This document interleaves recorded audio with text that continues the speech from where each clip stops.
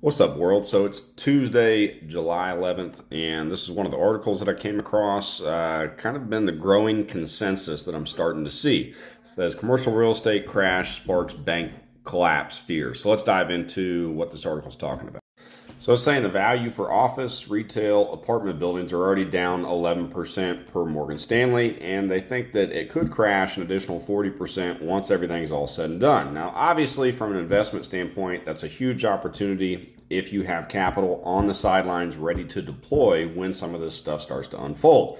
But let's be realistic here. There's going to be a lot of additional long-term effects, such as a credit crunch from a lot of these smaller banks that are holding the bags for some of these loans. We can dive into a little bit more of what that means.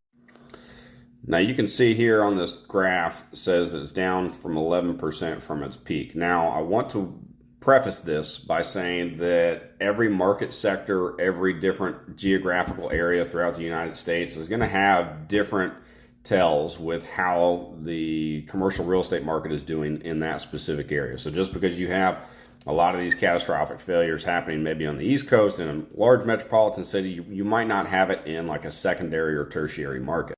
And so this is the part that starts to get interesting because most of the banks that actually are holding the notes on some of these commercial real estate buildings and debt, which is about 1.9 trillion as of 2023, are not going to be a lot of the large banks. It's going to be a lot of the smaller banks.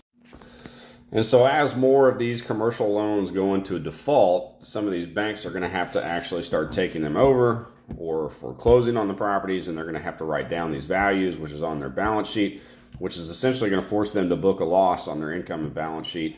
And what that eventually, the result that has is it could scare away depositors at a lot of these banks. It's the same thing that we've seen on like the Silicon Valley Bank a couple months ago, back in I think it was February, where when they recorded these losses, it showed that they were pretty much insolvent, and there's a run on the banks for everybody trying to get their money out. And so the opinion of this article is primarily that everything that's going on in commercial real estate shows that this banking issue that started earlier this year with those three banks that failed, it's not over yet. Unfortunately, it's just going to take a little bit more time for a lot of this stuff to come down the pike and multiple years for a lot of this stuff to play out. But there's going to be some opportunities. Once again, just because a property is on the market at a certain list price doesn't necessarily mean that's where you have to start. So if you're a buyer, a seller could be motivated, make a lowball offer, base it off values of what's going on. So if you guys need any help, make sure to reach out.